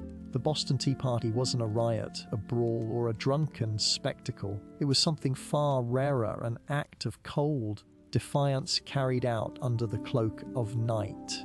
The harbour was transformed into a giant, swirling teapot. Thousands of pounds of East India Company tea floated in great mats on the water, staining it black. Some colonists, curious and rebellious, handfuls of soaked leaves from the harbour, only to be chastised by the Sons of Liberty patrolling the docks, salvaged. No one would profit from this night's work. This was principle, pure and simple. The next morning, to the smell of salty tea hanging heavy in the air, news spread like wildfire, word of mouth, letters. By midday, everyone from apprentices to merchants knew what had happened, and opinions split fast. There was pride, a fierce, swelling pride, had stood up to the mightiest empire in the world and struck a blow for liberty. Among loyalists and moderates there was horror. To them, the destruction of property was reckless, dangerous. The colonies crossed a line they couldn't walk back from. Governor Thomas Hutchinson raged in his mansion, furious not only at the destruction but at the message it sent. If the king's authority could be defied so brazenly in Boston, might rebellion spark? British officials were stunned. They had expected protests, boycotts, riot like those that had broken out over the Stump Act. They hadn't expected organized, disciplined revolutionaries to calmly destroy tens of thousands of pounds of royal property without so much as breaking a window. The Dartmouth, the Eleanor, the Beaver could only watch helplessly as their cargo disappeared beneath the waves. Official ledgers, the night's loss would be tallied at over 10,000 British pounds. A fortune wasn't measured in pounds sterling or ruined tea. It was measured in trust, in loyalty, fragile illusion that Britain still ruled her colonies with consent. The night the tea sank, something deeper rose to the surface, shared undeniable truth. The age of peaceful protest was ending. A reckoning was coming, and Boston was ready. Boston Tea Party crossed the Atlantic and reached London. The reaction was swift and furious. To British officials, simply a protest. It was rebellion, an open, mocking challenge to royal authority that could not be ignored. King George Lobsehigh, upon hearing the news, was said to have grown cold with anger. Parliament, years of colonial disobedience, exploded in outrage. They demanded punishment, not just for the city of Boston, but as a warning to all the American colonies. It was a series of laws so harsh they were quickly nicknamed the Intolerable Acts America. The first blow came swiftly. Port Act. In one brutal stroke, Parliament ordered the closure of Boston's bustling harbour, the economic lifeline of the city. Tea was paid for and order restored. Ships could no longer enter or leave. Trade vanished. Goods and supplies dried up. Once vibrant and noisy grew quiet, its docks eerily still. But the punishment didn't stop there. The Massachusetts Government Act stripped the colony of its self-governing rights, placing it firmly under the king's appointed officials. The Administration of Justice Act allowed royal officials accused of crimes to be tried back in Britain. Message that British authorities were untouchable, and to make sure the colony's new force was an option, soldiers were quartered throughout Boston, living among the very citizens they were meant to subdue. The message was clear. Rebellion would be crushed. Liberty was a luxury the Crown would no longer tolerate, but Parliament's heavy hand had an unintended effect, frightening the other colonies into submission. It outraged them. News of Boston's suffering, of its port closed, its people starving under martial law, stirred deep sympathy and righteous anger throughout America. Loads of food and supplies poured into Boston from neighboring colonies. Letters of support, pledges of unity, and secret meetings began to weave the once fragmented colonies closer together. Once been a Massachusetts problem was rapidly becoming an American one. In punishing Boston, had hoped to make an example of them. Instead, they made Boston a symbol, a rallying cry for resistance. The flames of revolution, flickering in isolated pockets, began to blaze from colony to colony, and there would be no easy extinguishing them. Boston sent shockwaves far beyond the rocky shores of Massachusetts, across the 13 colonies, something far more dangerous for Britain: unity. For years, the colonies had acted like distant cousins, competing, separated by geography, religion, and trade rivalries. When Parliament slammed Boston's harbour shut and stripped Massachusetts of its self-governance, Americans across the continent realized if it could happen to Boston, it could happen to anyone. From Virginia to Pennsylvania, South Carolina to New Hampshire, the response was swift. Colonists sent wagons full of food, supplies, and letters of solidarity to the suffering people of Boston. Meetings buzzed with anger. Printers worked day and night to spread the news. The fight was no longer Boston's alone. It was everyone's, And so, September 1774, something unprecedented happened. The First Continental Congress convened in Philadelphia. For the first time, representatives from 12 of the 13 colonies gathered under one roof to discuss a unified response. Men like George Washington, John Adams, and Samuel Adams, once merely regional figures, stood together as architects of a movement that was growing larger by the day. Their goal, at least officially, yet full independence. Most still hoped for reconciliation, old relationship of mutual respect under the British Crown, but beneath the polite debates, carefully worded petitions, understanding was taking root. The colonies could no longer afford to stand separately. At the Congress, a sweeping boycott of British goods. They pledged mutual support in the face of further British aggression. Any attack on one colony would be considered an attack on all. In taverns and meeting houses across the continent, began using words that had once been whispered only in private. Unity, resistance, liberty. Bringing the hammer down on Boston, Britain had imagined it would crush rebellion. Instead, the colonies together into something far more dangerous, a people who, despite their differences, think of themselves not as scattered provinces, but as Americans. The winds of revolution were no longer just stirring, they were gathering into a storm, and it was too late for Britain to stop it. The night the tea sank into Boston Harbor wasn't just crates that were destroyed, it was the illusion that the American colonies could remain loyal subjects forever. Tea Party lit a spark that no king, no army, no distant parliament could ever snuff out. In the months that followed, that spark caught fire across the colonies. What had once been protests, boycotts, and polite petitions hardened into open resistance, began drilling openly. Storehouses filled with powder and shot. Toasted King George III in taverns now whispered about revolution under the same roofs. Boston became a symbol of sacrifice, but unbound.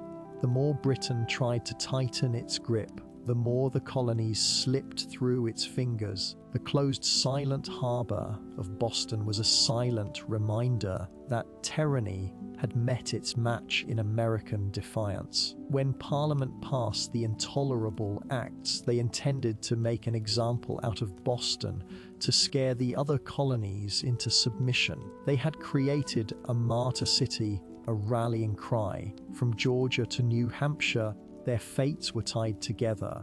Resistance was no longer about tea. It was about survival, identity, freedom. The spring of 1775, the tension reached a boiling point outside Boston in the villages of Lexington and Concord. Sent to confiscate colonial weapons, instead found armed farmers, ordinary men ready to defend their rights with musket fire. The first shots of the American Revolution rang out, traced back to the moment when men chose principle over profit and dumped a fortune's worth of tea into the harbor. Parties showed the world that revolution doesn't always announce itself with trumpets and banners. Sometimes it starts quietly, small group of determined people standing in the cold, choosing defiance over fear. In dumping the tea, colonists weren't just rejecting a tax, they were rejecting an empire, and though the road ahead would be bloody, bitter, and uncertain, had become clear that night in Boston the American colonies were no longer loyal subjects. They were something new, dangerous, they were revolutionaries, and they were just getting started. Or before the towering pyramids of Giza, before Mesopotamian cities buzzed with life, before Stonehenge stood against the sky, there was Kerrol, hidden the dry valleys of coastal Peru. Kerrol rose in silent majesty nearly 5,000 years ago, then faded into near complete oblivion. sands, and forgotten by history. For centuries, the world did not even know it existed. Valley where coral once thrived seems at first glance an unlikely place for civilization to bloom.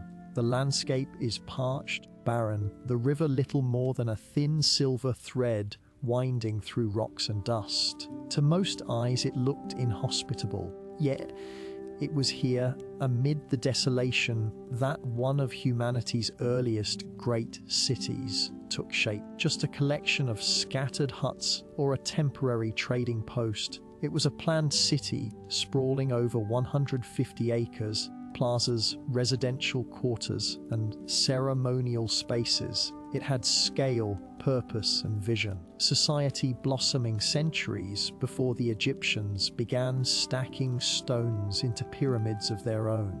Kerala achieved this without the wheel, without written language, without metal tools. Massive structures from stone and earth with nothing but ingenuity, communal effort, and the raw power of human will. Thousands of years, Keral's existence remained a secret. Travelers stumbled across the strange weathered mounds scattered across the valley. They mistook them for natural formations, mirror hills sculpted by the desert winds. No one imagined that beneath the sand lay one of the oldest cities in the world. Even the civilizations that history books had crowned as the firsts, it wasn't until the late 20th century that archaeologists, Ruth Shady, uncovered the truth. What they found buried in the dust of time would rewrite the story of the Americas and force the world to reconsider what it thought it knew about the birth of civilization itself. Kerala had risen, flourished, total anonymity. Now, after millennia of silence, its stones are speaking again, whispering of a peaceful who built a world of complexity and wonder in a land where life itself seemed impossible. This was only the beginning of their story. At first glance, the Super Valley looks like a place where life should struggle to exist. Sweep across endless stretches of sand and stone. The sun beats down mercilessly, drying out the earth, landscape into cracked, brittle sheets. Water is scarce, the river a meandering thread fighting for survival. It is a wasteland, barren, empty, forgotten by the gods. But the people of Coral saw something different. See a desert to be feared, they saw a canvas to be shaped. They recognized the river, however modest, possibility. And so, with patience, ingenuity, and sheer determination, unforgiving place, into a thriving oasis of life and culture. Their first victory was agriculture. To tame the river's seasonal floods, simple but brilliant irrigation systems that channeled water across the valley floor. Where others saw sand and dust, green shoots of hope, cotton, beans, squash, guava, sweet potatoes, cotton in particular, became their treasure, spun into fishing nets and textiles, coastal villages, and creating bonds that stretched far beyond their desert home. But growing crops was only part of their mastery. The people of Coral understood that survival in the desert required balance. Nature, not against it. They built their homes and plazas from stone and earth, withstand both scorching heat and the rare, punishing rains that occasionally swept through the valley, studied the stars and seasons, planning their harvests with the precision of master astronomers. Veins and arteries of Keral's economy, dried fish, cotton, fruits, and handmade goods flowed up and down the coast. Kerala received exotic goods, colorful shells from the Pacific, rare stones from the Andes, ideas from distant peoples. Isolated, they were connected. In a land where survival seemed impossible, Kerala thrived through intelligence, innovation, and community. They didn't conquer the desert with brute force, they partnered with it, learning its rhythms, respecting its power. A society that was not just functional, it was extraordinary. Against the odds, Carol blossomed into a beacon of civilization, and it was only beginning to rising out of the desert like ancient guardians. Carol defy everything we thought we knew about early civilization in the Americas. Small, crude structures built by primitive hands. They were massive, deliberate works of architecture, a people with vision, organization, and ambition. The centerpiece of the city was the Pyramid Maya of Carol's monumental structures. It stretched more than 450 feet in length and towered nearly 60 feet above the desert floor, engineering on par with the early wonders of the ancient world. Built from stone, mud, and woven reed bags filled with rocks, Pyramid was designed not just to endure the harsh climate, withstand the punishing earthquakes that occasionally rattled the region. And endure it did, against wind and time for nearly 5 millennia. But the pyramids of Carol were not tombs, burial complexes of Egypt. Carol's pyramids served a different purpose. They were centers of ceremony, power. Temples and gathering spaces crown their summits, accessible by broad, elegant staircases. Once burned atop these platforms, and rituals were held beneath the endless Peruvian sky. At the foot of the pyramids, plazas opened up, sunken and circular, inviting thousands to gather for religious ceremonies, political meetings, devotional celebrations. The very design of Carol's city-scape suggested a society that prized community and order, connected to one another and to the cosmos.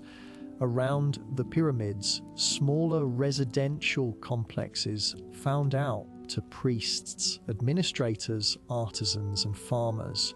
The pyramids themselves seem to have been strategically placed. Celestial events, sunrises, solstices, the cycles of the stars. To the people of Carol, architecture wasn't just practical, spiritual, mathematical, cosmic. Walking among the weathered stones today, it's almost impossible not to feel a strange sense of awe. These structures were raised without metal tools, without the wheel, without beasts of burden, yet they rose with symmetry and staggering precision. The Great Pyramids of Coral were not built for vanity nor for war. They were built to connect earth and sky and cosmos, humanity and eternity, and they still whisper across the sands, telling a story that refuses to be forgotten. Among the ruins of Carol, there is something profoundly different, something that sets it apart from so many ancient civilizations have been found buried beneath its sands. No defensive walls circle its plazas, graves hint at bloody conquest or internal strife. Unlike the kingdoms that rose and fell through war, was a society built on peace. It's a revelation that defies expectations. Here was a civilization that flourished not through violence, cooperation, trade, and shared belief. The people of Carol seem to have invested their energy not in armies or fortresses, but in architecture, astronomy, music, and communal life. Their plazas and pyramids weren't monuments to victory over enemies, centers of celebration, worship, and governance. This was a civilization that chose to gather rather than conquer, rather than destroy. Trade was the lifeblood of Carol's success.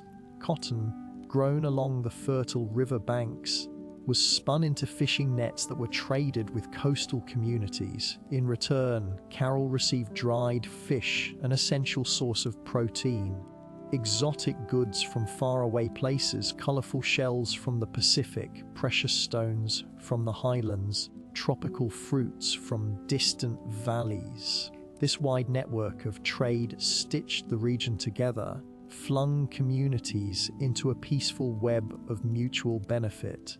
And in the center of it all, acted as a cultural and economic hub.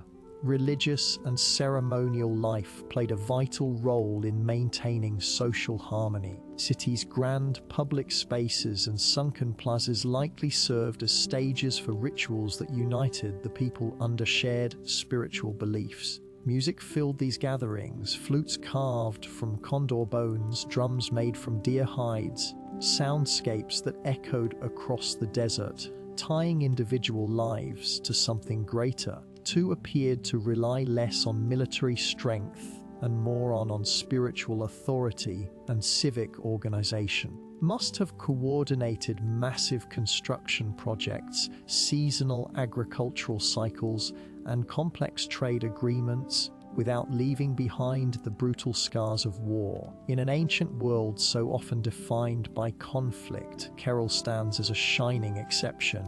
That civilization does not have to rise on the broken backs of the conquered, be built by the quiet power of collaboration, creativity, and trust.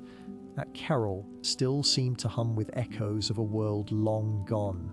It was not just a city of buildings and trade, it was a city alive with sound and spirit rhythm. Music and ritual were woven into the very heartbeat of Carol's civilization. Archaeologists digging carefully through the dry sands uncovered a treasure trove of ancient instruments, crafted from the bones of condors and pelicans, whistles fashioned from deer antlers, small drums stretched with animal hides. Artifacts were not simple toys. They were crafted with care, tuned to specific notes, carry sound across the wide, open plazas of the city.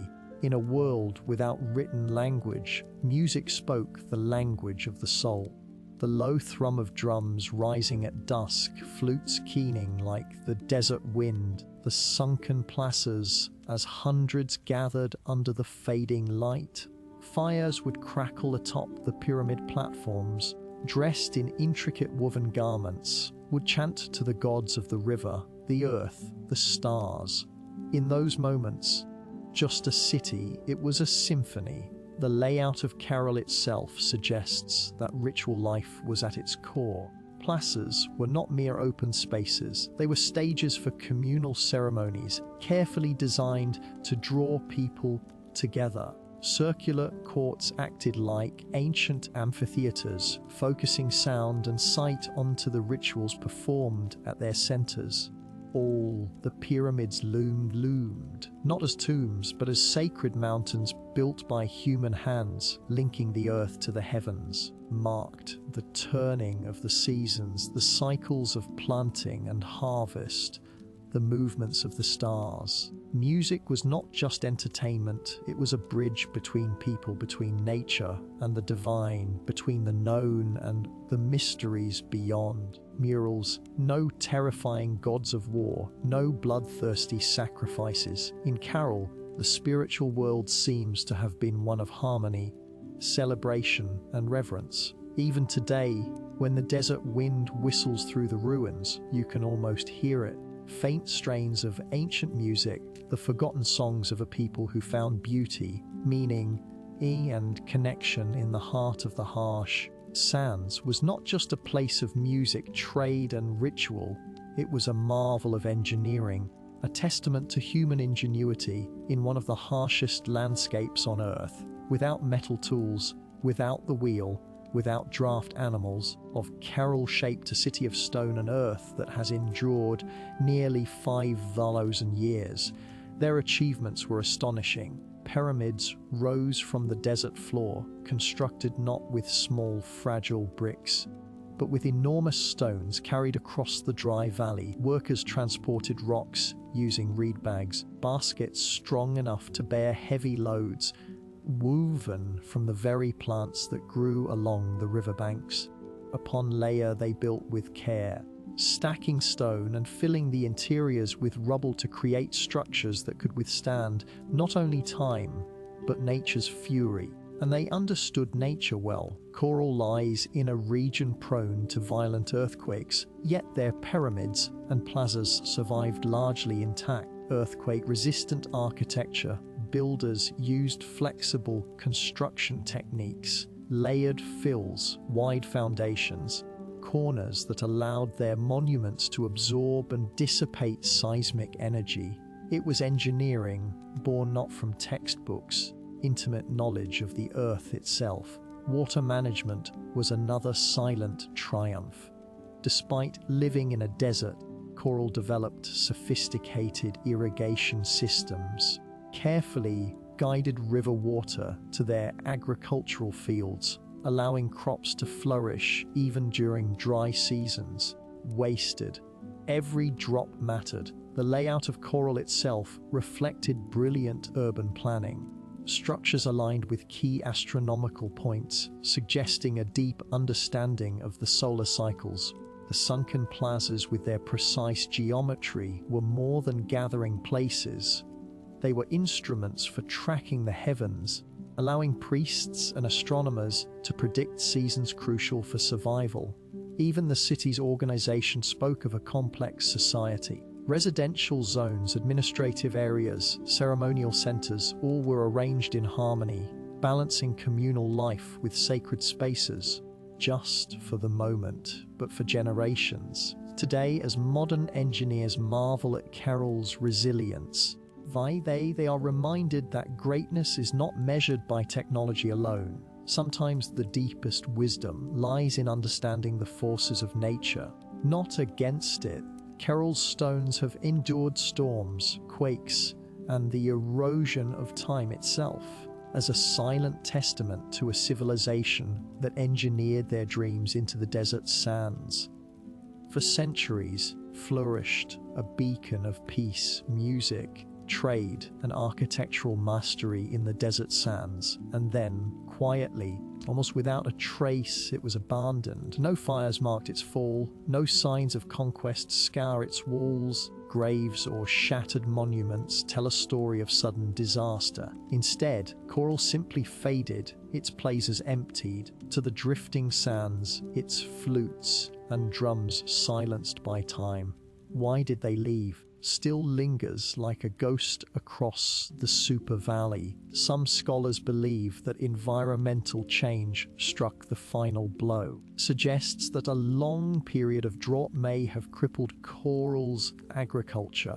Culture, without the river's life-giving waters.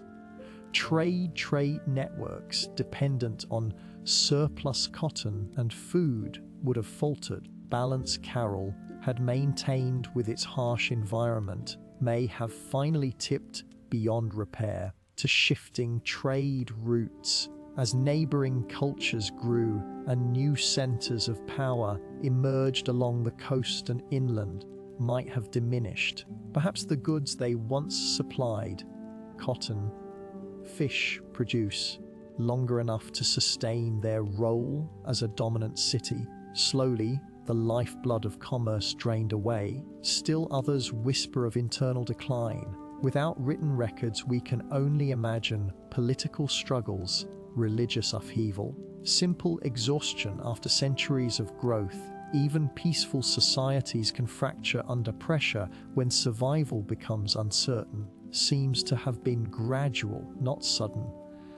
Families likely drifted away one by one, seeking more fertile valleys, stronger rivers, new beginnings. Children who once ran across coral's plazas grew up telling stories of a lost city behind them that would eventually fade into legend. The desert reclaimed what humans had built. Winds carried fine sand over stone temples, buried beneath shifting dunes. What had once been a humming, vibrant civilization became a field of silent, sleeping mounds. 1,000 years, coral remained hidden, a whisper beneath the sands waiting. Today, as archaeologists carefully uncover its stones, the question still burns: how does a city so advanced, so beautifully crafted, simply vanish? The truth is that even the greatest civilizations, no matter how wise or peaceful, are still fragile to the tapestry of time, forever vulnerable to the unseen forces of change. For millennia, Carroll lay forgotten. Beneath the silent sands of the Super Valley, travelers passed the strange, rounded hills that dotted the landscape, suspecting that beneath their feet lay the ruins of a civilization older than the pyramids of Egypt. To them, natural formations, mounds shaped by the wind and time, until the late 20th century that the world would finally hear Carroll's voice again. In the 1990s, archaeologist Ruth Shady led a team into the Super Valley. Curiosity and a growing sense that these hills might hold secrets no one had yet uncovered would rewrite the story of human civilization in the Americas. Layer by painstaking layer, the sand was brushed away, emerged walls of carefully cut stone, grand staircases, sunken plazas, pyramids, a city far older than anyone could have imagined. Radiocarbon dating confirmed the unbelievable. Coral was over 600 years old world, the same time as the earliest civilizations in Mesopotamia and Egypt. Discovery that shook the foundations of archaeology. Before coral, that civilization in the Americas developed much later, shadowed by the great empires of the Old World. It proved that the Americas had birthed monumental architecture, complex urban life, social organization independently long before the rise of the Incas or the Maya. Ruth Shady and her team found not just stone and rubble, remnants of life, musical instruments, fishing nets, textiles, quipu, ancient knot records, and even offerings made to the gods, told a story of a people who had built a society with vision, intelligence, and profound creativity. Rediscovery was more than an academic triumph. It was a resurrection. Civilization that had slept beneath the desert for thousands of years now stood revealed under the open sky once more. Its plazas kissed by the same winds that had once carried the sounds of flutes and the laughter of children.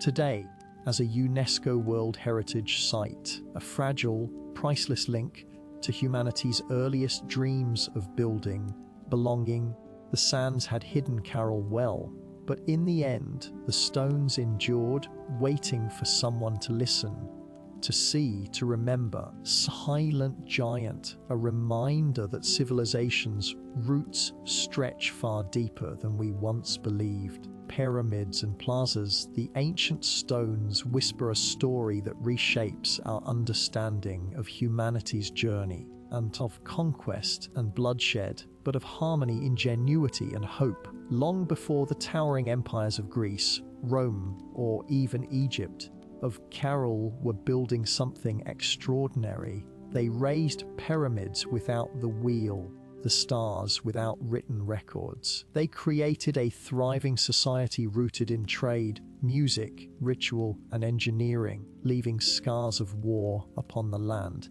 In an era often defined by conflict, Carol offers another vision of what civilization can be. A society that valued connection over conquest, knowledge over domination. It reminds us that complexity does not require violence. That greatness is not measured by how many armies march across a battlefield, but by how a community comes together to build, to create. Carol's legacy reaches far beyond the dry sands of the Sup Valley, which is old assumptions that civilization had a single cradle and that monumental architecture belonged first to the old world. That humanity's spirit of innovation and aspiration arose independently in many corners of the earth, shaped by different hands, same eternal desires to endure, to celebrate, to reach toward the divine. Today, walking among coral's weathered ruins, you can almost hear it, the pulse of drums, the low hum of flutes, the murmur of traders bargaining in the plazas, of children racing through stone alleys under a sky of endless stars. Their lives, their dreams, their stories are still with us, etched into the bones of the earth. Coral teaches us that even when civilizations fall, their spirit can endure, sleeping under sands, remembered, waiting to inspire again. In the great timeline of human history, Carol shines not just as a relic of the past, the future, a reminder that even in the harshest deserts, even under the heaviest sands, the seeds of wonder, peace can take root and build a world that reaches for the stars.